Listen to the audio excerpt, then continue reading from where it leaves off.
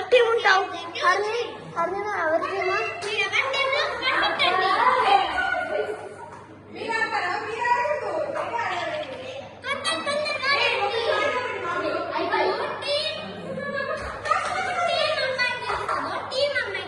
team అమ్మాయి, team అమ్మాయి, team అమ్మాయి, టీం అమ్మాయి,